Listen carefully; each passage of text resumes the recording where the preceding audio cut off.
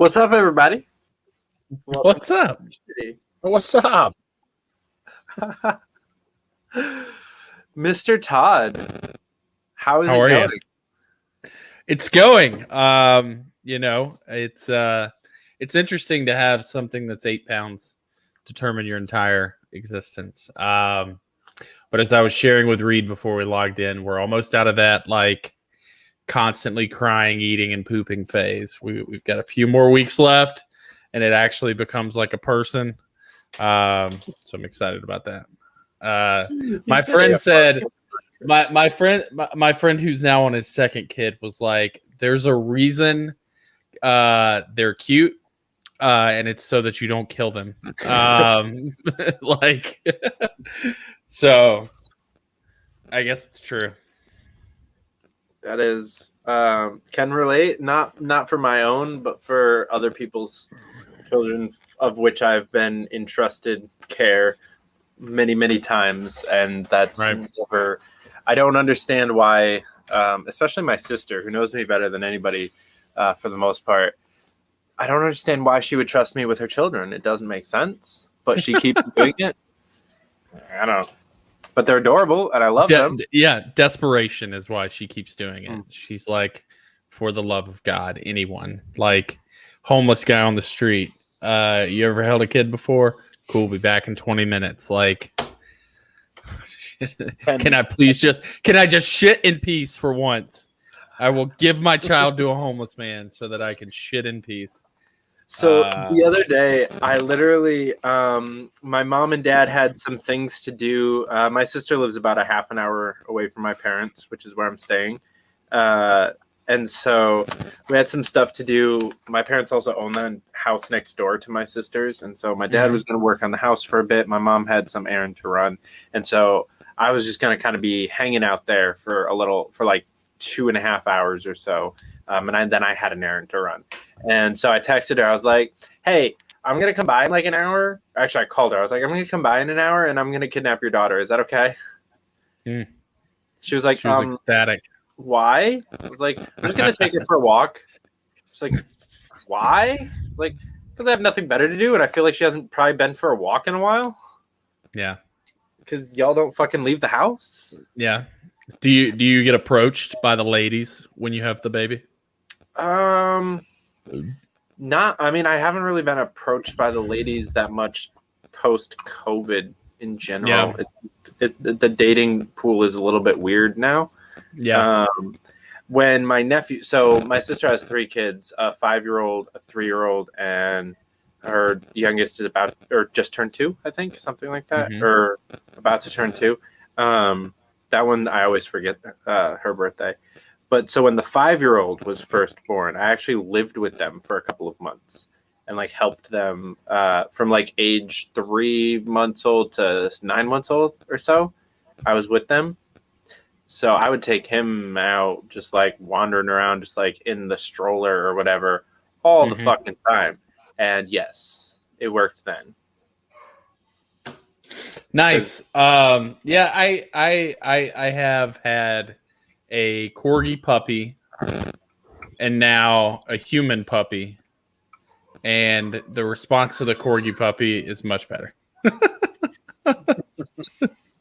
So I've dog sat more than I babysat and can relate.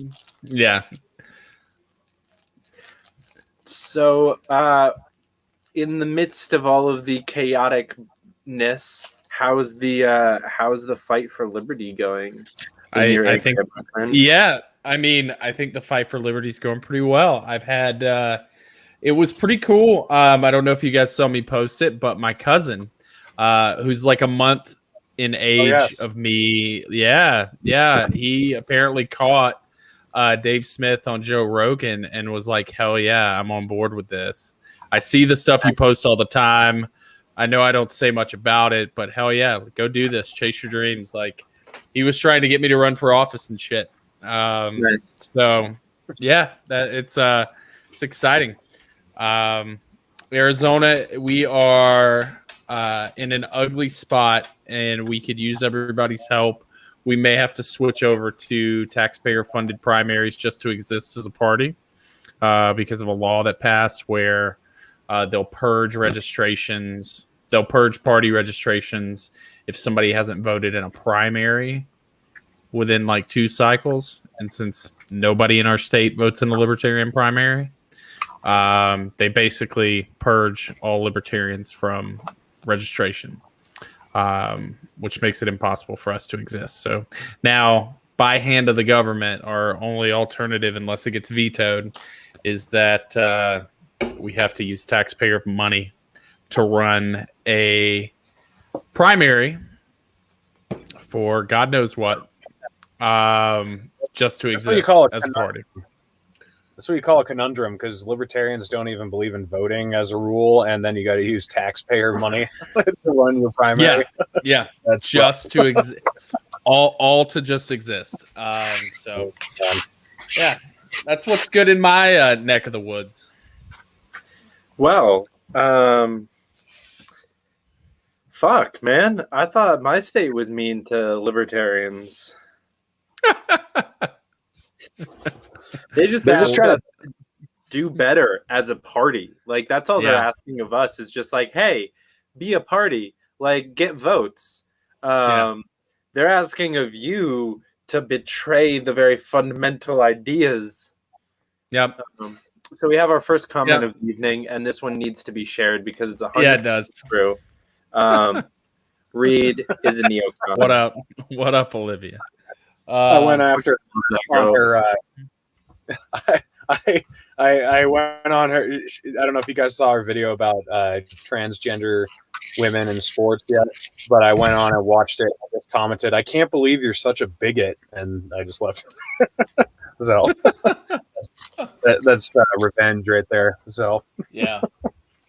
My favorite thing about the Libertarian Party, or really not the party, but the movement, is how wonderful we treat each other online. It just really warms my heart. Which, by the way, we're so nice in person. I didn't mention this a week ago. Actually, last weekend, I got a lot of libertarians together for a poolside brunch. It was awesome. We had Lauren here. We had Cam here. And then we also had, if you guys know her by her Twitter name, Svetlana, but her real name is Talia. She is the chair of the Sex Workers Caucus. So it was an interesting, fun time that we all got to spend together, having a little brunch by the pool. We finished 7 bottles of champagne, so that was good. That I'm a little bit jealous that I wasn't invited. I'm personally hurt. Might be, dog. Might be. It's fucking bullshit, bro. But all right. I guess we can move past that. So we can still be friends if that's what the Libertarian Party needs to succeed. Yeah, something like that. I'll let you park your camper outside my house. All right. At some point, we'll make that. Will my truck fit in there or no? Yeah, actually, well, yours, no, hell no. Yours is a big hell no. Okay. But I'm across the street from a park, and so there's roadside parking on that park, and that's pretty easy. But I genuinely think like a standard flatbed or box would fit.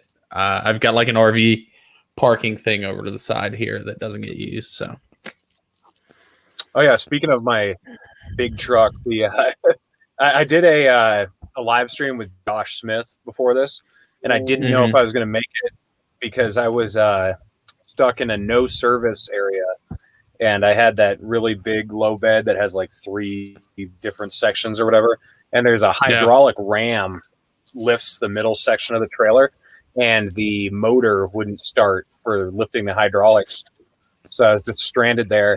And I actually just left the trailer there and then came to this tiny little town named Medicine Bow, Wyoming, and I'm waiting to get rescued in the morning. So I just disconnected the trailer, drove my tractor over here. So right, here I am. That's what you got to do. Everything's strapped down though. Everything's good. Oh, I mean, it's a 90. What is it?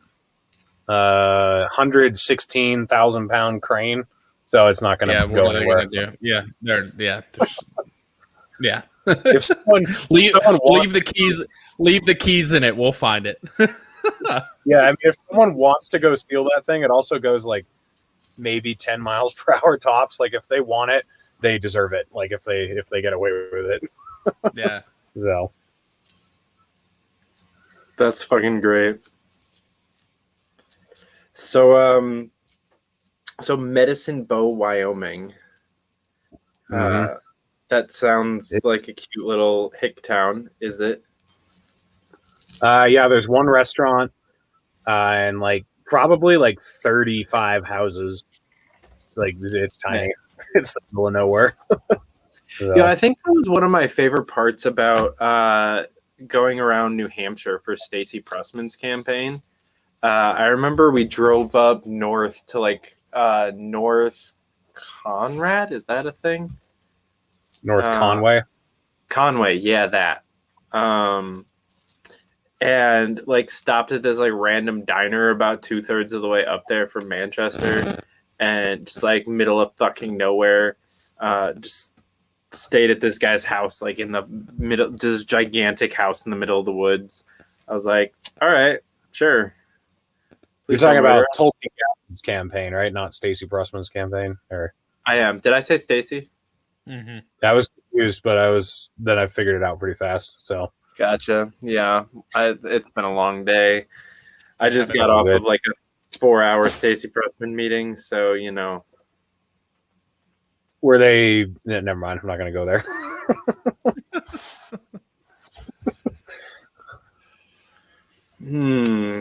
Yeah.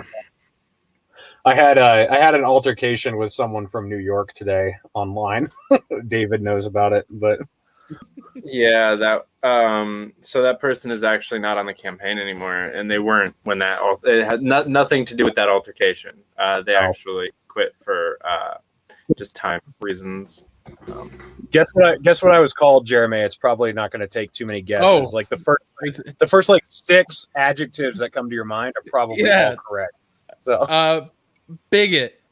Yep, that was in there.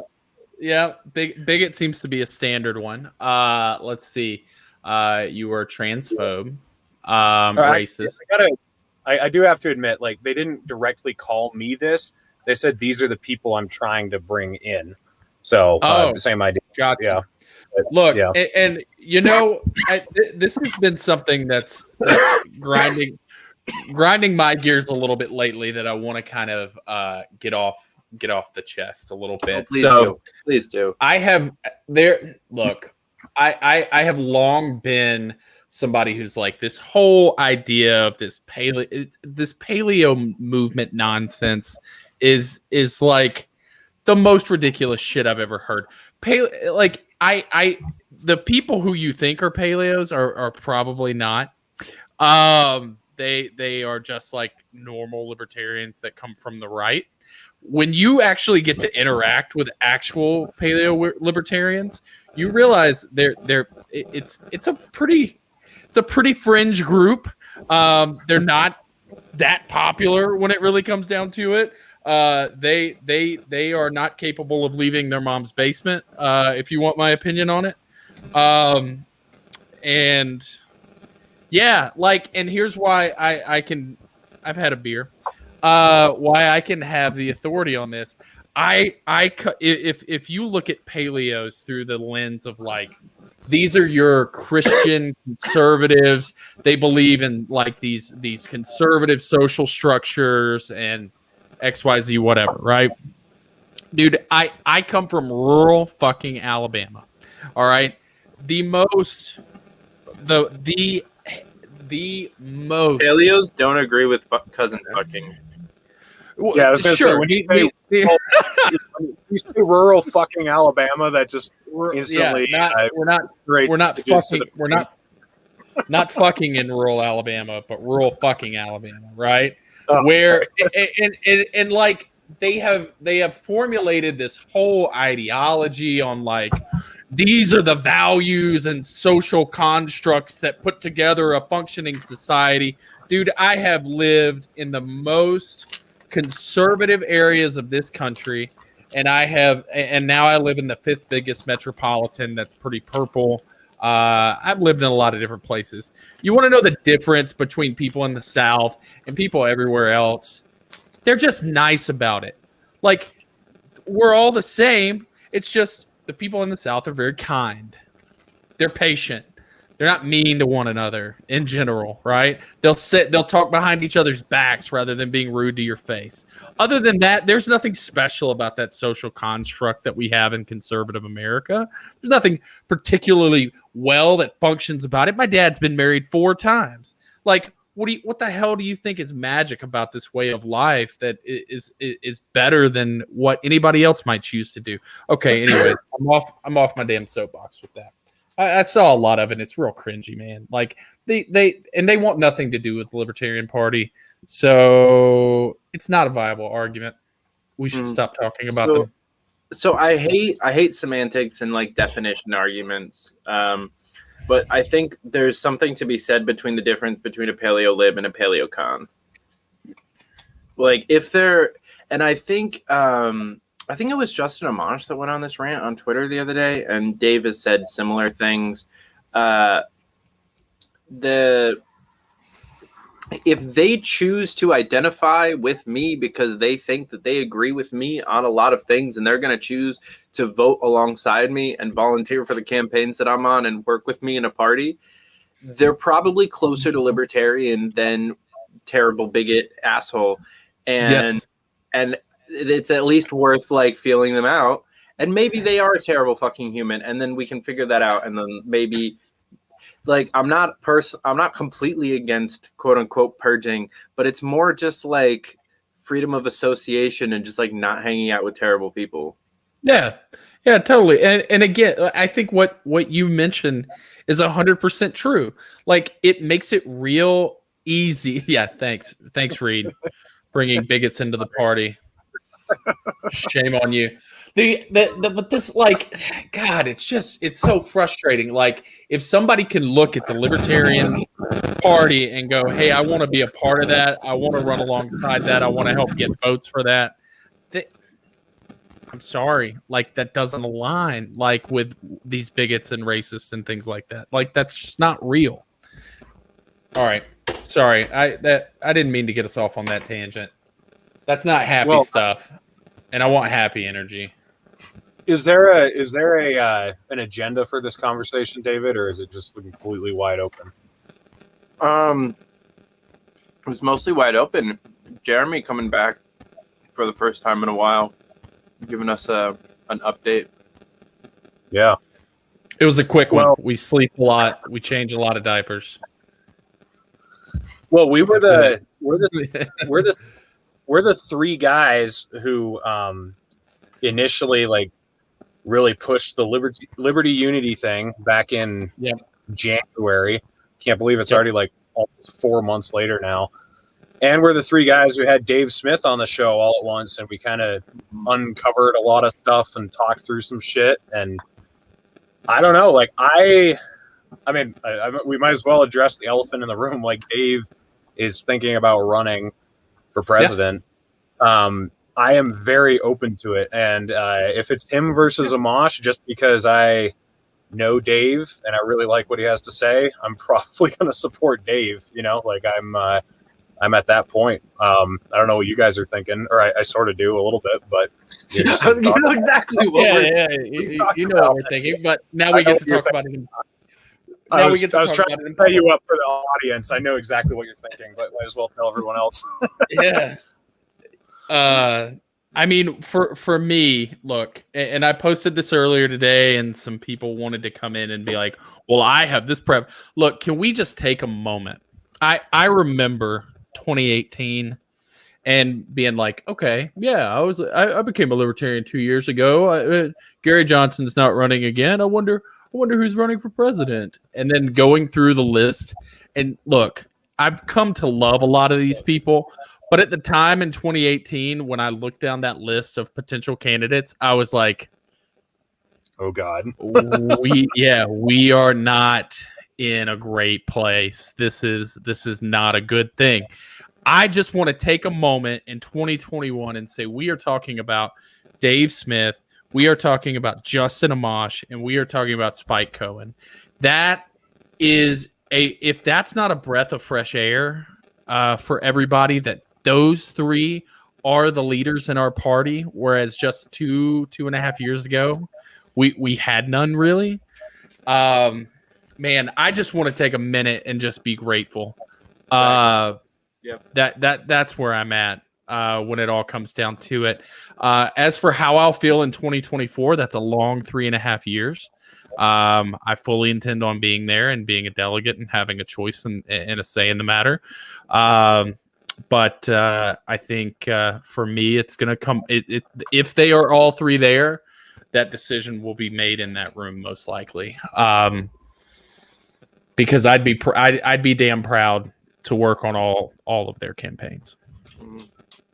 So my issue is that like the primary campaigns actually mean something, and I think they're really going to mean something in 24, or at least they fucking better.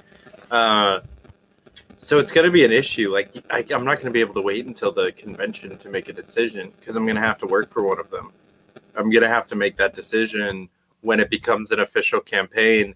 Not that I'm going to campaign against the other one or ever try to dissuade someone for voting for the other one, but I'm going to have to pick a team to work on. Yeah. Because there's no way I'm not going to work on at least one of their Like, I'd love to work on both. I kind of want to pick the loser just so I can work for both of them. Yeah. I think it's beautiful that the three of us we kind of spearheaded this whole idea of unity. And then we all three might choose somebody different at the convention. Yeah. We all might pick a different corner. And I think that better outlines like how successful we've been, that these are the three people who all speak highly of one another, who I believe have an immense amount of respect for one another and want to see each other succeed. If those three are running against each other, y'all, we've already won before we get to the convention. Yeah. The important part is that the three of us are going to all work on whatever campaign it is the day after the convention. Hands down. Yeah. I will. Yeah. I will. I might quit my job to work on these campaigns. I'm really excited about the prospect of all three of them. But I will say, hold on, stop. The Naturalist Capitalist is gonna have you quit your job before then. Yeah, I wish. We'll see. Guys, go follow, like, and subscribe, and like buy some gold and mail it to him. Mm-hmm. By the way, I have a great boss, pays me very well. This job doesn't interfere with my show right now, but if Dave Smith runs for president, then it's going to be a little bit harder to do both at the same time. So okay, so buy some gold and hold on to it and wait and see if Dave Smith runs for president. Then flood Reed's apartment or house with gold just to like convince him to quit his job. Yeah, I thought the crypto guys were going to come after me yesterday because I was on Josh Smith's show and he asked me what I thought about crypto, and I just said, "Well, I'm a gold bug, and I haven't really bought into it yet." I thought I was going to get tons of like shit comments from that, but I didn't. Yeah. So it's a religion, the Bitcoin. I mean, I don't I have mixed feelings on it, but man, like if you if you bring certain criticisms to certain people, they just like light you up. It's like, whoa, dude. Yeah. I mean, gold isn't impervious to this argument either. So, it's just, I don't know, but go ahead, David. No. I was really just going to passively agree. Go for it. I mean, what I find is that the Bitcoin circles are typically not the ones willing to participate in politics. There is some overlap. I think all of us are into Bitcoin, but those that are like, I had another volunteerist come at me today, and like, then they cave at Dave Smith the other day, and I just want to be like, bro, nobody is stopping you from homesteading by voting. Like, just. It's okay to do, like, I'm not that busy. I can vote and buy Bitcoin. Like, it's completely okay. But they act like it's got to be, no, you got to put all your eggs in this basket or it'll fail. I'm real skeptical of anybody who's like, all the eggs in this basket or it will fail. Yeah. Yeah. Because all your eggs in one basket is what always fails. Yeah. Like, that's just a key recipe for disaster. That's why I've got some Bitcoin, some Ethereum, some Dogecoin. I've got some old coins and some stamps. I've got magic cards. I've got GameStop and AMC stock. And I have money stashed in like a couple of different places. Like very low amounts of all of those things, like less than $50 of basically all of that. But it exists. Diversify, right? Diversify. Whichever way it goes, you do have insurance. Maybe not a lot, but you got some. Whichever way anything goes. So I mean, if Bitcoin does another thing and quadruples, can we talk about a Dogecoin horror story? Yes. Do you guys know my story on Dogecoin? So no. I did pretty well. I convinced my wife for the first time. We stuck some money in investments at the crash last year. We bought Penn National at $8. We bought Caesars at like $1 at like $3. What else? So basically, I went heavy into sports gambling, and sports gambling outperformed Bitcoin over the year 2020. And so we had some silly money to play around with, and I was like, you know what? I'm going to put $3,000 in Dogecoin because it's at 0.008. I can have 120,000 of it. Whatever. It like, is it going to fall to 0.004? Like, it's fine. It's probably going to sit there and do nothing. And so I had like 120,000 Dogecoin, y'all. And then the GameStop, AMC stuff happened. All of which I say I had it. It was in Robinhood. And so I didn't physically have like the coins in a wallet or in a whatever thing. I owned them through Robinhood and then could turn around and sell them through Robinhood. So all the shit happened where Robinhood shut down trading. And I was like, hell no, we won't go. And so I emptied the Robinhood account at 0.017 for Dogecoin. And then it got to 47 cents. I did the math. I think my Doge would have been like, I don't know. It would have went from $3,000 to 40 something thousand. It was some stupidly absurd. And I had to take antidepressants, a lot of them, as I watched the Doge go to the moon, knowing that I once held her. It's like your ex-girlfriend getting hot after you break up with her. You're like, damn it. Damn it. It's the worst feeling.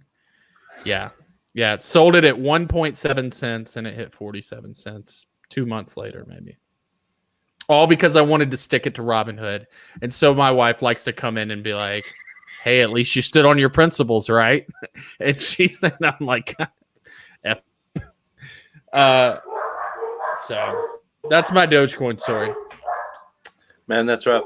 I was just super broke while all of that was happening. So like the problem is like I've known about Bitcoin since it became a thing, like or not since it became a thing, but like since like maybe late 2014, early 2015, somewhere in there. I think I found out about it, and like I didn't really even have money to do anything with. So, and I was just like, oh, that's a funny meme thing. Like a coin on the internet that like nerds use to like buy and sell magic cards. Okay, yeah, that's fun. Yeah. That's literally all it was when I found out about it, and I didn't even play Magic at the time yet. This was before I played Magic, and so I was just kind of like meh. And then 2018 came around and I got more into the Liberty community and they were like, yo, Bitcoin's a real thing. And I was like, oh, awesome. when I have money, I'm gonna have to invest in that. Right. And then I kind of forgot about it, and then it started to take off, and I've been broke since like fall of 20 or summer 2019. I've been unemployed and just libertying full time. So like I kind of just I did have a little bit, and then I had to sell it for like food while I was in Colorado, and then just watch everything take off. Like I knew, like I knew about the AMC and the GameStop thing like a little bit. Like I could have gotten in on that, especially the second wave of that. I could have like easily gotten in on that, and just had like $4. Yeah. So I think you need to share Griffin's his latest comment. Oh, yeah. Yikes. Oh my. Wow. So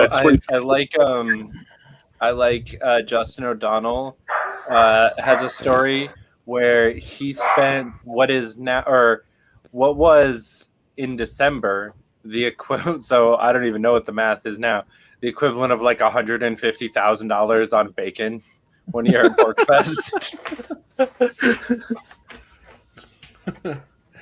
Speaking, but like $50 worth of bacon or some dumb shit like that. Yeah. 50 Bitcoin of bacon. Yikes. Back when it was like $20 or $10 or something like that. Yeah. Oh, man, well. That's fun. Oops. Happens to the best of us. Yeah. Can y'all donate some Bitcoin so I can get rich? Thanks. Yeah. I've got a slight switch of tone. I quickly mentioned this before we started the video, but my cousin was contacted by an army recruiter, and he's like 24, I think. So it's not like he's in high school or something. But right. My cousin's a pilot. He privately got his pilot license and everything, and so the army was contacting him about being a pilot and asked him if he had a dream of flying for the army. So this is his response. Hi, Brent. I, in fact, do not have a dream of being an army pilot. I'm not quite willing to work for the bloated U.S. military that's fighting endless, pointless wars, regime change wars that only benefit the military-industrial complex and act as an unsustainable tactic to keep the global petrodollar in place. And I'm sure as hell not willing to kill or die for it. But I am sure you are very successful as a recruiter regardless. In the mid-1960s, the U.S. began to subsidize student loans, allowing colleges to gradually increase tuition while colleges became a de facto requirement for most jobs in the U.S., no matter how unnecessary the degree was. Then in the early 2000s, it was time to implement the GI Bill, making joining the military to fight these pointless battles and occupying the entire world for no reason the only accessible way for many people to access a higher education. That's why targeting young students is so terribly effective. So I'm sure you get plenty of people signing up, but not for the right reasons. Not because they're inspired, not because they feel like it is a good way to serve their country, but instead because they've been let down and manipulated by the government to fight and die. It should go without saying, but please take me off your mailing list. I'd say I wish you luck, but in good conscience, I cannot. Oh man, I'm proud. Your cousin is the most based motherfucker. That is incredible. Please send them my best. Yeah, that's from my influence mostly. I mean, my uncle's an anti-war liberal, but the whole like raising college tuition through government student loans and all the petrodollar stuff, that's all I've taught him all that stuff. So I'm proud. So here's a do you believe that because this is on the horizon, and I know David and I had Mark on and we talked about it. Environmentalism is the next great American divisive topic. Do you believe, and I'll pose this to you guys, do you believe that a transition to greener energy away from crude oil will increase or decrease peace around the world? I think it'll shift its location slightly. And that's about it. So no more. So no longer will the Middle East be the hotbed. It will be what? Well, I think Afghanistan has a lot of lithium, right? It's also cobalt, which I've seen you have to mine in like this one small strip, basically in the on the floor of the Pacific Ocean, and the U.S. really hasn't bought that real estate or called dibs on it or whatever the hell they do in these weird backroom deals. And it's mostly China who's going to end up with the cobalt. Yeah, I mean we're already involved in South America. We're already like covertly overthrowing dictators and trying to reorganize countries to our bidding. So I mean that seems like where most of the relocation is going to be taking place, but it's already happening. I mean it's not even on the horizon really. We're already doing it. So I mean what is it? Can I ask a follow-up question? Or sorry, you were gonna or me? Kind of both. Go ahead. So I know that we were all raised religious, right? Mm-hmm. The Bible says that the fighting will always be in the Middle East. Do you think that that's actually based on some form of fact do you think that there's anything to that might make this shift to South America not actually happen? Well, I think there's no. I think fighting in the Middle East will resume, but we may not be involved in it because we no longer have a profit to take from it, or not the same type of profit to take from it. Whereas Israel and Palestine are going to continue to fight. Pakistan and India are going to continue to have issues. Okay. I don't think that. Well, let me put it this way. I wonder how the transition will take place because we are, the petrodollar is what keeps the U.S. dollar alive, but it's more of a bullet dollar than a petrodollar. It's not really through voluntary trade anymore. It's through militaristic exploits that keep countries in line. So I'm wondering when we phase out of the petrodollar to the lithium dollar. Like I don't really know how that transition takes place because we're going to have a lot of countries that are going to be angry at us suddenly. Saudi Arabia is only our friend because of the petrodollar. That's the only reason we take care of them. If we just stopped care of them, what are they going to do? I mean, they're not going to forget that, So I don't really know how the transition takes place. I don't think it'll be like within the next decade. We're just gone from the Middle East. It's going to be a slow transformation, and I mean that's why we're not leaving. Like it's not just that, we have shitty politicians. Like there are repercussions if we leave. And it's not that terrorists will attack us; it's that the petrodollar will fucking drop. Wait, I have the perfect reaction to this. That's true.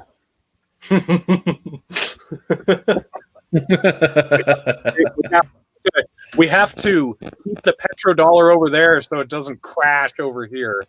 That's it. We have to inflate it and hold it up over there. So do you think it'll be the lithium dollar or will it be the nuclear dollar?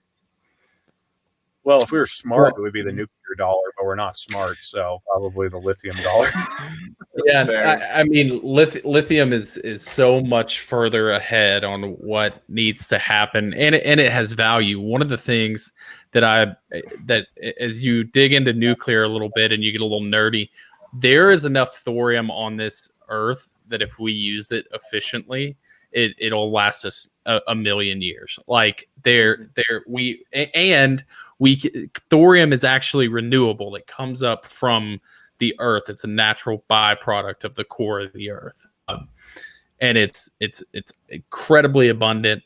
And so this is going to sound a little commie, but if we were able to develop thorium technology to the level that some people are wanting to push and promote it, it's this pie in the sky thing. It's not perfect, but it's one of those things that if we got to that point, there is no energy demand that's too great. There is no, electricity is basically free at that point. It's so wide, and so then maybe it's the corn dollar. Who maybe it's Water it's gonna dollar. be Water gonna be dollar. the water dollar or the beef dollar. It'll be the beef dollar. Ooh, the beef Oh my dollar. Yeah, The that's beef gonna be a- dollar. Well, That's that it, will make right? us instant enemies with India. Are you guys ready for black market beef? Dude, this is one of those few instances hold on. where the government, it's one of the few instances where the government makes something more valuable. The only time the government ever makes something more valuable is when they turn it into a black market. Yeah. Otherwise, they can't. So I'm a big fan. I think it was Latino for Liberty on Twitter. I like that guy a lot, by the This past way. week said that we need a rebrand. It's the free market, not the black market. And I dig it. And I'm gonna start using that. There you go. Just a random interjection for I'm concerned with free market heroin being what kills people. At least if you can blame it on this dirty black market. You know what? I'm okay with it. Scary I'm black okay with market. it. It's fair. It's not really free though. None of this is real or within reach anyway. So, So do you guys think the whole beef squeeze is a wow, that came out weird. Do you think that the whole fantastic. Yes. Do you I think the the beef squeeze. Do you think that this whole like banning meat thing is just supposed to be a distraction, that it's not really going to happen at all, but it's just something they want us to talk about so they can expand anti-domestic terrorism bills or whatever? Yeah, it's got to be. We sound very serious. Do I think there are people who want to do it? Yes. But are they ever going to get it? You got to understand, like, hashtag beef squeeze. You got it when you play politics like these guys do. Like, you got to know where your wins and losses are going to come from. That one is a straight up L. Like, nobody is going to allow for that. So yeah, right. It's purely a distraction. Then nobody throws out that strong of an L. Like, they're not even playing the game well anymore. I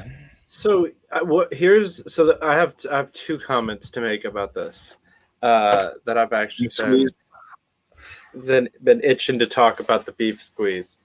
So first of all, this is something that they do very often, which is where they take an intentional L on something that they walk back super quickly just to kind of get a feel for it, just to like kind of put it in your mind real quick. And then in 2 or 3 years, they've been doing it with climate change for quite some time. And a bunch of other issues where they just say, like, we're going to do something stupid. And then the right-wing media goes nuts. And they were like, wait, no, we didn't say that. Right. That's pretty normal. Second comment, the LP, and not the LP. I'm not going to shit on the party. I'm going to shit on individual candidates here, but kind of group them all together. Libertarian candidates need to learn this strategy a little bit. They need to be okay with taking L's every once in a while. They need to be okay with bad press. They need to be okay with pissing off a couple of people strategically. Because right now we tiptoe and walk on eggshells through most of our campaigns because we have such a small following that we're afraid to lose any of them. And that needs to stop, because the thing is, like, you can only win over so many people yourself. Like, next year's campaign might win the other people. Like, just fucking like accept that and just move on with your campaign. Yeah. Take some intentional L's. Throw out some leaked like email between the campaign manager and the comms director with some really stupid platform plank that everyone thinks is like moronic. Like we're blindly not going to support Justin Amash in a leaked message. I didn't say that. But Here's what's happening. There are two approaches to this, and it's called psychological compliance. I'm gonna put on my nerd hat here for a minute. They call it the foot in the door, the door in the face technique. So foot in the door could be described as like entryism. It's where we feel most comfortable. It's finding common ground with somebody. Go ahead. That was one of the words Reed got called today. Interest. Yeah. So foot in the door is where you find something you have in common with somebody, and you basically go, hey, well, we have this in common. Here's why I believe this. Why do you believe that? And he goes, oh, well, wow, we actually kind of have some similar belief systems. So if I apply that belief system to this, and in sales, it's basically you get them to say yes to a small thing. Like, hey, can you agree we need to leave the war in Afghanistan? Yeah. Okay, cool. Then you have some libertarian positions. And they go, huh? Like, oh, do you believe gay people should be able to, kind of be in a relationship and not bother other people? Yeah. Oh, well, you have some libertarian positions. So that's foot in the door, is where you take a small position and you kind of build on it. What David's talking about here is door in the face, where you ask for something really big, you get rejected hard, and then you're able to back down on that position. So if we are fed over this next year, one burger a month, 4 pounds a year, and then they come back with like, oh, you get 10 pounds a year. Look how heroic we are. We fought for you. It's like, motherfucker, that's still a lot. Like, no. It's the whole idea of like a coupon on a sales price. You didn't save $2, Karen. You spent $8 on the $10 item, right? Like, I have two really fun psychology stories about that I'm gonna throw out here because I'm now putting on my nerd hat. I'm not actually wearing one. So first one, Wendy's once put out a 3rd pounder burger to compete with the McDonald's Quarter Pounder. I've heard this. And people went to McDonald's because they thought the Quarter Pounder was bigger, because they thought like 4 was more than 3. Yep. Swear to God, this is a true story. Yeah. Okay. Second, lose faith in humanity story. All right, this one's about the wonderful store of JCPenney's. At one point in time, this was like late 80s, early 90s, somewhere in there. This was like way before I remember, but this is something I've learned a couple years ago when I was in marketing.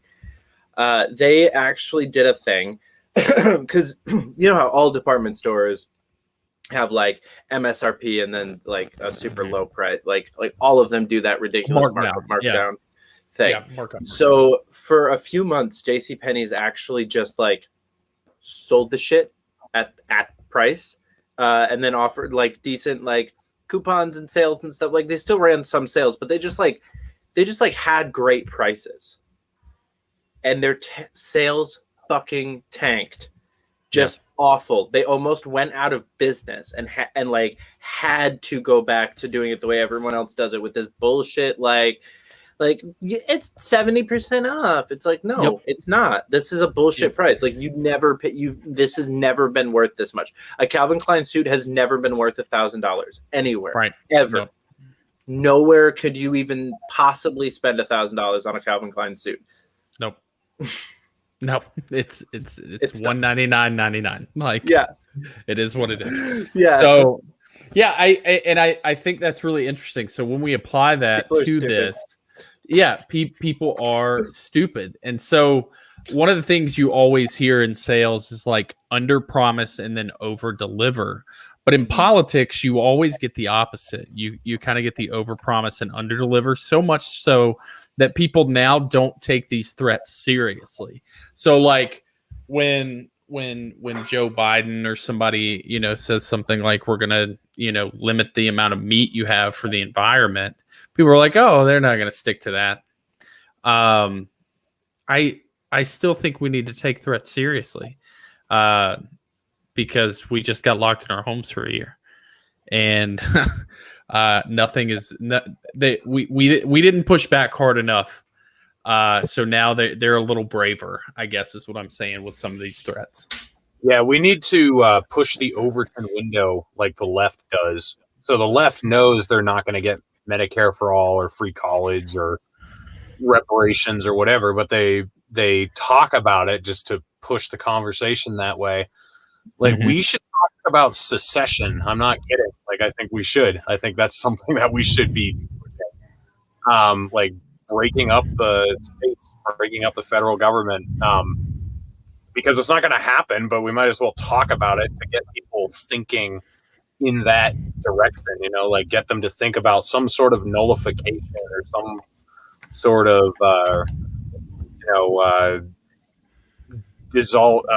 some sort of dissolution of what's going on and some sort of returning power back to the states. Like why are we scared of doing that? That's what I don't get. Like we should be saying shit that like catches people's attention and is like, whoa, that's kind of nuts because that's what everyone else is doing, and what I worry though, and I was thinking about this today, is like we hear a lot of times, well, libertarians need to be more radical. And I'm like, have you talked to a Republican or Democrat lately about your general thoughts on government? Because we are to all of them. We already are in the radical position, I think what you're talking about, Reed, is like on a large scale where, people, do our Twitter accounts, to national media, kind of take us aback. I think there are targets that are wrong to go after, welfare, food stamps, or something like that. Yeah, no, that's dumb. I mean, but when we're talking about the federal government, I think we should be pretty radical and being, basically saying that we don't think it should exist. Like, I don't think that's right. I don't. That's crazy. I guess what I'm saying is you're saying that the party and the candidates should be bold enough to say that, not us on the average. Because and maybe this is where I get like a lot of the rub from people that are like, oh, I don't like Jeremy and the way his messaging or whatever. I think of things in conversation, right? Like I'm out to brunch with some friends who are doctors that went to school with my wife, and they're veterinarians. They make good money. They're comfortable. It is what it is, right? How do I have a conversation with them to win them over, right? So that's when I say like people already think we're pretty damn radical. That's what I mean. But what you mean is it don't let me put words in your mouth here, but is that we should be out front saying the loud, unapologetic, like, hey, the federal government shouldn't exist, through our Twitter accounts, through our candidates, and to the point where national media and larger names kind of go, whoa, what the hell are they saying? Yeah, I mean, so I think, do you know Ray Comfort, who he is? No. Mm-mm. Oh man, wow, okay? Well, what about Kirk Cameron? Yeah, I know who Kirk Cameron is.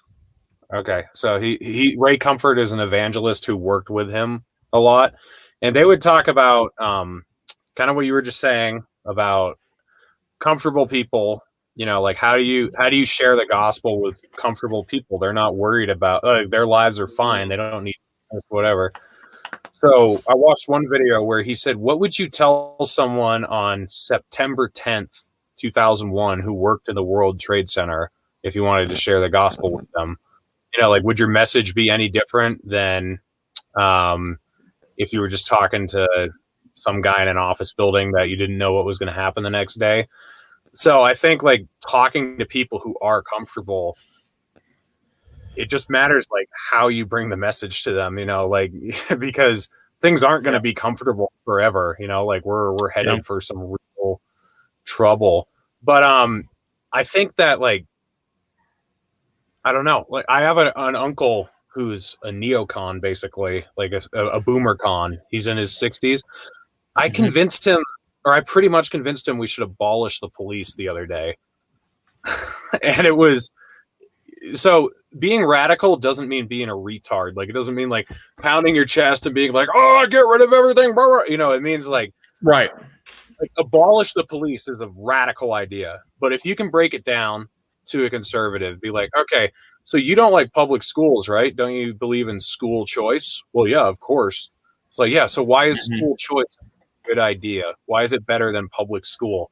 And then you bring them down that road, and then you convince them, like, hey, what about the police? Is it really a good thing that they have a monopoly on that service, that we can't choose different services, that we don't have, they don't have to worry about getting fired? I was like, imagine if towing companies were run by the government.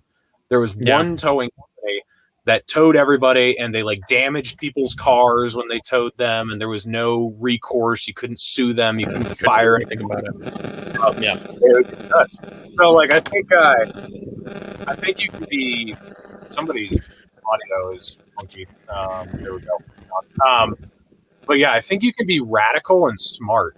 Like, I think it's just being an idiot is what's bad. Like, I still think Jacob Hornberger was just an idiot the way he messaged. Like, he could have had his platform and been smart. Like, that would have been Ron Paul, basically. That's what Ron Paul did. He was radical, but he was smart about it. Hashtag Gary Wedler. What's that? I said hashtag Gary Wedler. Yeah, I mean, you know, like Joe Jorgensen had the same problem that Jacob Hornberger did. It was just the opposite side. Like, she didn't stress any one issue. Like, every issue was just kind of at the same level, and that's what Jacob Hornberger did too. He was just like way crazier sounding than she was, and then she was just mild sounding. What they both messed up on is they should have been choosing which issues were important, really focusing on those, and then breaking them down in a rational way to everybody. So, like, I mean, because Ron Paul, like, saying that we shouldn't fight the war on terror in 2007, that's nuts. Like, that's crazy. The Democrats didn't even think that. Like, that's insane. But then if you can say, hey, look, they attacked us because we were over there for decades, screwing with their countries, bombing them, sanctioning them, that's why they did this to us. You know, I don't know. Like, I don't think radicalism should be scary. It's just intelligence should be important. Yeah, I guess what I'm saying is, like, we are all radical. What we're trying to define as radical is really passionate and charismatic. Somebody who you feel like gives a shit about these issues. Are we good? Yeah, somebody who gives good. Yeah, okay. So somebody who gives a shit about these issues, right? You can tell like it matters to them. And they're also intelligent, know how to present that argument and help people make the because this is a piece that I think we tend to forget a lot, is that people have to go, especially in politics, man, like imagine you worked for T-Mobile for 10 years, right? And you retired from T-Mobile, and then I show up at your door trying to sell you Verizon. Like, I might be able to make a good, compelling argument and eventually sell you on Verizon, but it's probably not going to happen today, right? Like, there's got to be some time for you to process, because you spent a large portion of your life building up a belief system. And you personally have to kind of go through that belief system when it's challenged. And so this is why I tell people a lot of times, like, I can name 3 people that are responsible for making me a libertarian, maybe 4. But one of them is Jon Stewart, because I grew up in a very conservative religious background. And so it was very like Republican to the religious side of republicanism. And it was Jon Stewart who forced me by pointing out the hypocrisies. And he did it effectively on both sides. So what looped me in was like, look, he's ribbing at these Democrats, right? And then he would rib the same way at Republicans, and I'm like, oh shit, I better check myself. Like, and so it was this probably 5 to 6 year journey of really checking myself, because what happens is especially now in social media, y'all, we are so quick to throw it. Can you imagine somebody who's been back the blue on Facebook defending everything from George Floyd all the way back, just defending cops at every turn? just immediately being like, yeah, you know what? We need to privatize the police system. It's broken. Like they've entrenched themselves now in this position. So it's my take that we've got to give people a little bit of room, a little bit of grace to kind of work through these issues, to kind of work through what their belief system is. And that's not that happens by, you got to break the eggshell with some passion and some enthusiasm, but you also can't browbeat them, right? You can't be like, they're like, hey, maybe we reduce the size of government. And you're like, no, we got to end the government. That's not good enough. They're war-soaked blood monsters. Like they're just gonna run, y'all. Like, and so there's absolutely this, and I hate to use the term middle ground of passion, compassion, empathy, and just like knowing how to present your argument effectively to different types of people. Yeah, I think. And you want to know unpopular? I think Spike Cohen's better at it than anybody. When I watch him on Kennedy, when I watch him sell in front of crowds when he does Q&As, I think he's better than Dave at it. And I don't know if Dave agrees with me. I think he's better than Dave and Justin Amash at it. Like the way he can craft and sell you on an idea that you believed was radical 5 minutes ago, just like you did with your Uncle Reed. That is the shit that I'm looking for. Yeah. And who leads our party. What I'm saying is, oh, sorry. Go ahead. I want to touch on something you said about, like somebody that's been, back to blue for like prominently and publicly. I had a really old friend of mine on the show, probably about 2.5 months ago now. He's a liberal. He moved to Colorado, registered Democrat. I actually went on his show the whole theme of his show is him talking to people that he disagrees with vehemently. He literally introduced me. He's like, I think libertarians are illogical morons, but we're gonna try to have a fun conversation. And I was like, oh, nice, okay, thanks. But when I had him on my show, he went on a tangent that I actually clipped because I loved it, where he was talking about himself getting woken up to the BLM movement by George Floyd, and how a bunch of other people were woken up long before that, and how a couple of other people have been woken up since that or still haven't. But he was like, so fucking many liberals and leftists watched George Floyd happen and said, oh my God, this is awful. And boom, flipped their positions and did this thing, but instantly went online 2 days later and started cursing people out that had the exact same opinions they did 3 days ago, and calling them racist, bigot, more all of these fucking attacks against people that literally have the exact same opinions they did 3 fucking days prior. Yeah. And we do that as libertarians constantly. It's always. We'll find it a great example for personally even, and just one that I've seen a lot is open borders. Once that issue finally clicks, because people fight that one pretty hard, it takes a little while for people to be like, okay, yeah, no, borders are kind of fucking stupid. But once that one clicks, they'll be like, oh, Ron Paul's a fucking bordertarian. And it's bro, come on, man. Yeah, exactly. Yeah, I just wanted to say, Jeremy, I think you're totally right. But Spike Cohen doesn't find middle ground. He just knows how to talk to. Yes. So that I guess is my point. He is not so entrenched in his position that he loses empathy, like David is saying, for somebody who once held a different position, and he knows how to get them from point A to point B. Give me that instead of somebody who's radical and wild and will just say the most ridiculous shit, right? And I think and I'm not saying that that's what you were saying. You said you can be radical and smart, and I'm just trying to put different words to it, essentially.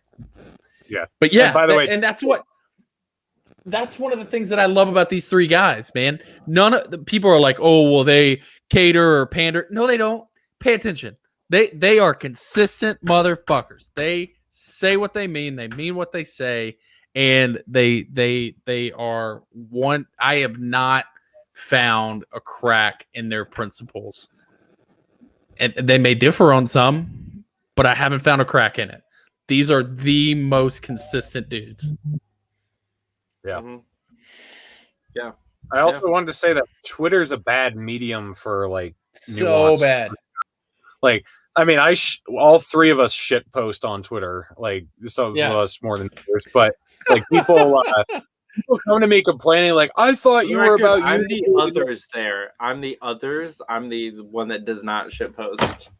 Yeah, I shit post the most out of the three of us. There's no doubt. But I mean, I get a lot of accusations because of stuff I say on Twitter, and I'm like, it's fucking Twitter, guys. Like, you're sort of.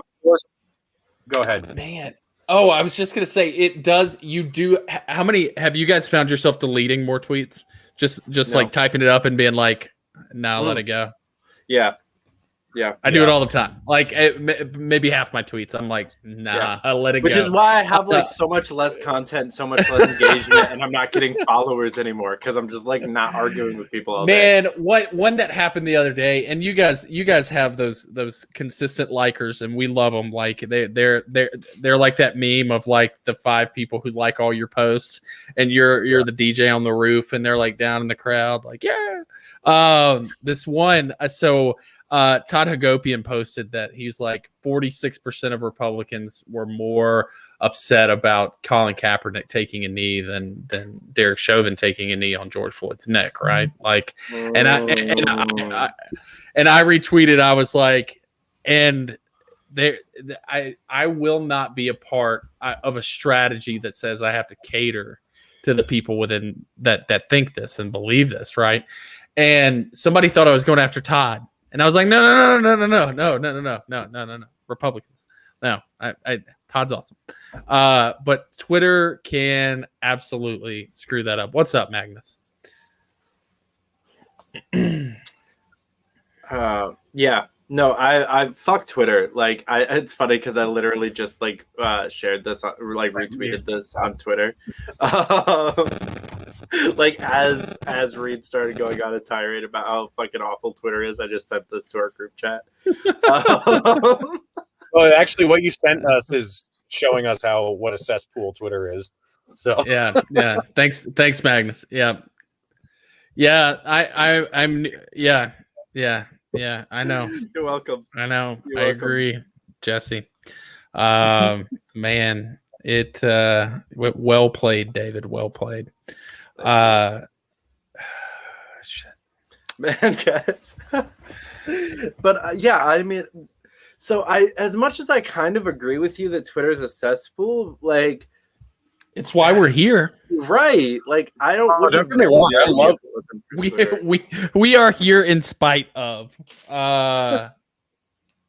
Don't get me wrong. I actually sort of love Twitter at this point. It's like it's almost like my alter ego, you know, like I'm not nearly as harsh a person as I seem to be on Twitter. Like I enjoy going on there and thinking up some metaphor to put up there or whatever. And like you said, we know who our fans are. I can tell who has tweet notifications on for me because it's these same 4 people within 4 or 5 seconds after something.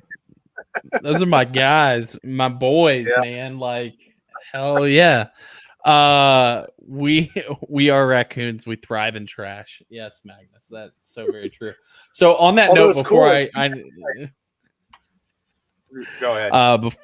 Before I need to go hold a baby who's going to scream at me the whole time because he doesn't understand what's going on. Freedom Fest is coming up in July, right? You gentlemen planning on being in attendance? I've already bought tickets. I have not bought a ticket yet because I'm still broke. Please donate so that I can buy a ticket. Heard that. I will happily see if we. It is at the. Of all the places, it's at the we have to look at freaking Lincoln. Yeah, we have to look at presidents staring down at us. It is the hell is that literally thing at called? Mount fucking Rushmore. Yeah, it's at Mount Rushmore. I So hope we'll Dave see how that does goes. some sort of ironic speech about how, like, here we are on imperially stolen land, you know, with Blown up exactly. to glorify tyrant some of the etched into most the ground. tyrannical, fucked up humans to ever exist in American history. Jesus. Yeah. Anyways, maybe we get maybe we reach out to Dave Smith and get an Airbnb and we throw a Liberty Unity party or something. Yeah. We'll record a podcast. How many? With the one Airbnb that exists in South Dakota. Hopefully, it's available. Well, you won't be able to on smoke that weed there. Can we just rent? Hey, can we just rent your backyard person? That'd be great. That'd be awesome. I'm sure that schedule's filling up fast, so we should text him to the group after this right away. Like, hey, Dave, let's do a live in person, Liberty Unity. That would be sweet. Hell yeah! It should definitely also be part of the problem. Daddy's home. Daddy's home. Yeah, he's got a second one coming, man. That's so you guys will see. You're gonna be like, where the hell is Dave Smith? And I'll be like, he's neck deep in orange shit. It's orange. It's a special time. It's rough. Lay off the carrots, bro. I met you in Salt Lake, right? Weren't you at Spike Cohen's thing in Salt Lake, or no? No, I went to the one in Tempe. Thought you were there for some reason. No, Spike came to Tempe. Okay, yeah, never mind. I met someone who looked a lot like you in Salt Lake City, and you mean the chubby white guy with a beard? No way. At a libertarian event? At a libertarian event? Never. Oh, never. I don't believe it. I really don't. All right, gents. I got to bounce. It's been a lot of fun. Daddy out. Daddy out. Peace out, my friend. Boom. Boom. Mr. Coverdale. I love Jeremy Todd. Can we just appreciate on him for a second now that he's gone? Because I know he's going to be awkward as fuck if we would have done this while he was here. But let's just appreciate for a moment the wonderful human being that is Jeremy Todd. He's the best. He really is. He really is. Yeah. It was so much fun in January when we were just diffusing arguments on Twitter. Do you remember that? We just went for 3 straight days just doing nothing but defusing arguments. It was so much fun. And he brings positivity into the mix and makes it interesting and makes it desirable. So it's a good trait. Yeah, I'm also super fired up. I talk a lot about his Carnegie Caucus because I think that's going to be a real thing that does some real good for the party. If we can get libertarians to understand how to talk to other humans, yeah, I agree. Would be dope. Yeah. I don't know if Magnus is still watching, but if he is, he could definitely use some help from the Carnegie Caucus. So maybe he wouldn't be such a shut-in. Oh man, yeah, dude, I'm getting sick of people acting like Twitter is real life. Facts. Twitter's. I have to have fun on Twitter. I have to make fun of dumb ideas on Twitter, and people keep coming after me I thought you wanted unity. Blah, blah, blah. It's if I make some fucking joke about the cops or about gun control or whatever, I'm sorry, I'm not actually sitting down with a mother who had her kid shot in a school shooting 3 years ago and trying to convince her why the Second Amendment still matters. It's not a real life situation. It's fucking Twitter, and get over it. So right. Right. Twitter's a cesspool. We've said that a couple times already tonight. It kind of fucking sucks, just as a general rule. But it does have its bright spots, and people people underutilize those bright spots, and when I say people, I mean all people, including us. Like, and I get annoyed at you too, and then also at myself because I see it happening, and it's like, no, don't do that. Like, be nice here, say this thing, and like, then I go off and I post some hot take just to stir some shit because it's fun, and then other people have to clap back at me and be like, but unity, and it's like sometimes that's a real thing. Like, there are some hot takes that are better left unsaid. Let's put it that way. In my mind, some of them actually make people think, even if it makes them mad. You know, because you can tell that it actually hits close to home. I made one about, this one, it was weird because it didn't get a hot reaction on Twitter, but I posted it on YouTube and then I posted it on Facebook and Instagram, and it got angry reactions at all of those platforms. But I was comparing statism to Islamism, and Islamism is like fundamentalist Islam, where if you leave the religion, if you're an apostate, then you get murdered, and how that's accepted, and how we're horrified by that idea. But then, you know, if you decide not to participate in statism, if you get murdered, it's like, well, you should have obeyed the law. It's like, what's the difference? And a bunch of people got angry that I would make that comparison. And it wasn't like I thought it would be the Muslim sympathizers that would get angry. It was actually like the statist sympathizers. They were like, how could you compare that? And I was like, well, you know, tell me where it's wrong. Tell me where that doesn't add up.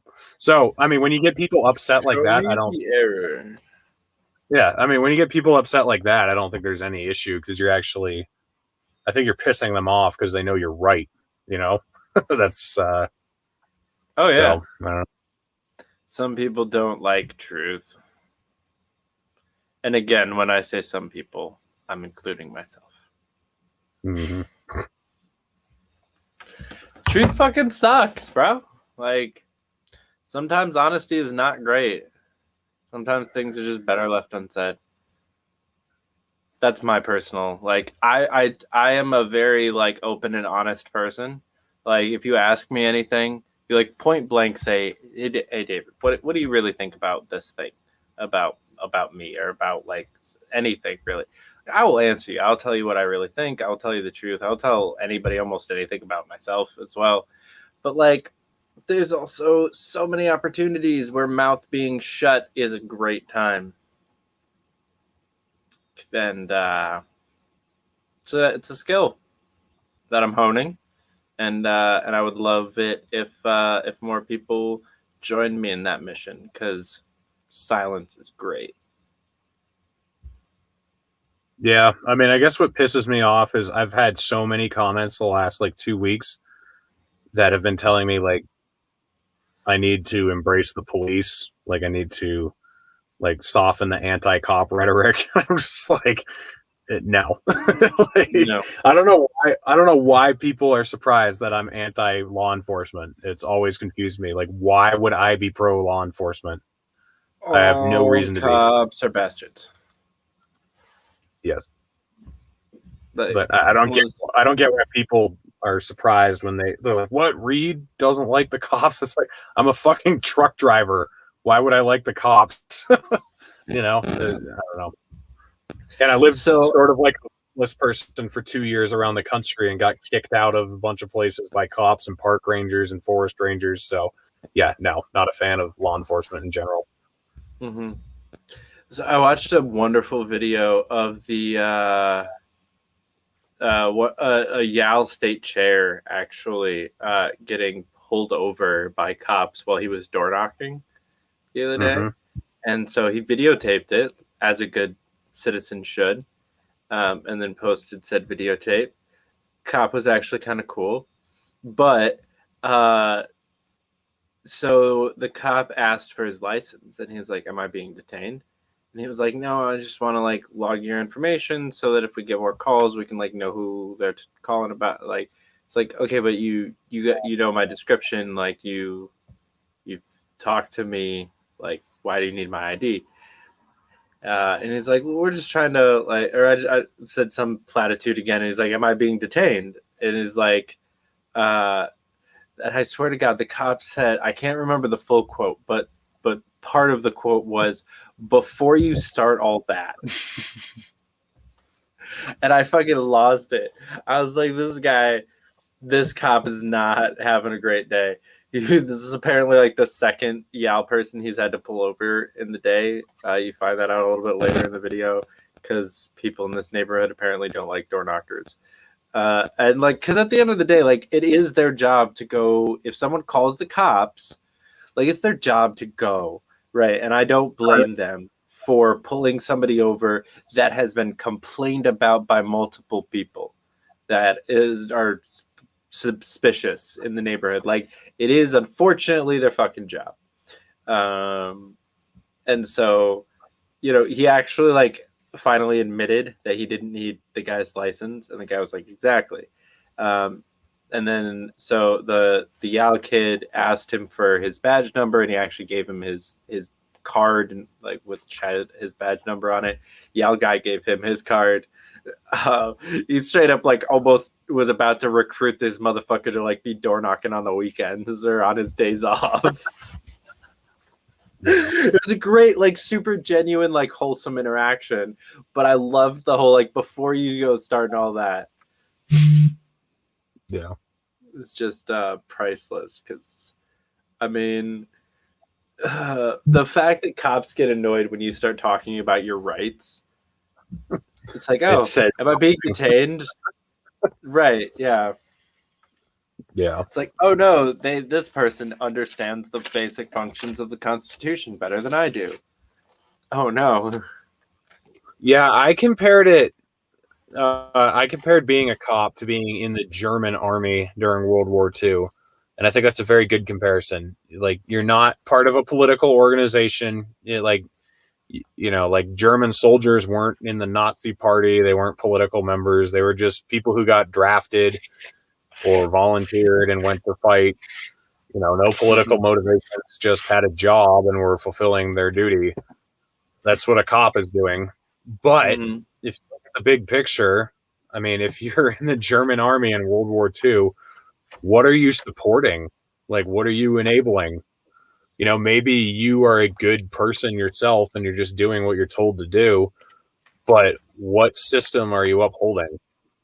Yeah. It's just like being a cop. You can be I don't think that you're a shit person if you're a cop necessarily, but you are supporting a shit system. And if you're an upstanding human being, you'll quit that job. You won't do it. Just like if you were a German soldier in World War II, you'd surrender or defect or something. So I'm waiting for some haters to be like, how dare you make that comparison? You Holocaust. See, it was not a Nazi comparison, though. I explicitly explained that. I know. You're still a Holocaust denier and a neocon. And an entryist. Still watching. And an entryist. Yo, I actually got screenshotted the other day, and like somebody like screenshot my profile and like circled the fact that it says entryist in my bio and like tweeted it. They can't pick up on the irony. It's just like, oh my god. Right. It's like, this person openly identifies as an entryist.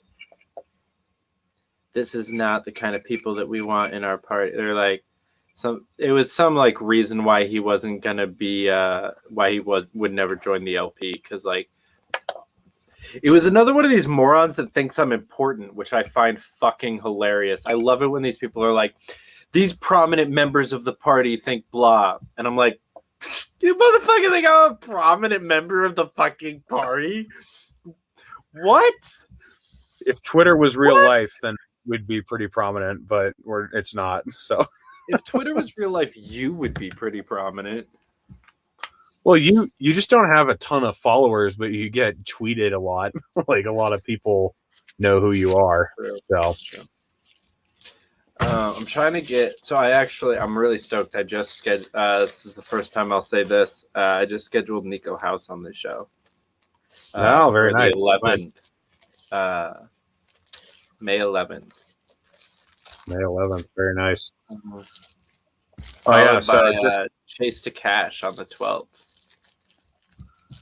I am working on getting Mike Rowe. Trying. I've got a few people who got in contact with me who know him or have his contact or something. So, All right. All right. So that'll be. And then Peter Schiff still, hopefully, maybe at some point. I don't know. And then Justin Amash still, like he just doesn't answer his email. I don't know. I'd love to have him on. Yeah. He said he would do it, but just doesn't realize. So, I still kind of refuse to have him on, because I don't want to be like the millionth podcast request he's gotten. Right. Because we all have a podcast and we all want him, and it's not like he's gonna come on my show before he goes on your show. He agreed to yours first. That would be a dick move. Even if somehow I got to him closer, that would kind of be a dick move. He already agreed to your show. Yeah, I agree. Yeah, you agree. So I posted that thing about my cousin on Twitter. Is that why your phone is blowing up? Yeah, Scott Horton saw it and retweeted it, and that's why it's blowing up all the time. So nice. Yeah, because I can hear your phone. Thank you, Scott Horton. Thank you, Scott Horton. God bless Scott Horton. He's the best. If Dave weren't running, then I'd want him to run because he won't run against Dave. But man, Scott Horton, maybe he should run for VP.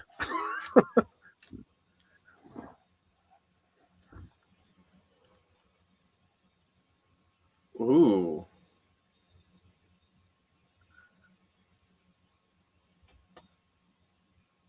I like that. Yeah. Horton Smith versus Amash Harrington versus Vermin Cohen. There we go. That's the littest motherfucking primary we could have. Yeah, Vermin is going to run. People forget that he'll definitely be there. Yes, he already announced. Yeah. To be fair, so did Kokesh. Yeah, but I mean, people who will pay attention to. So. Ouch. Laying a smack down on the man, Adam Kokesh. Here on Friends for Unity. I like Adam. I've invited him on my show, and I sent an email to his dude, and he just never got back to me. So.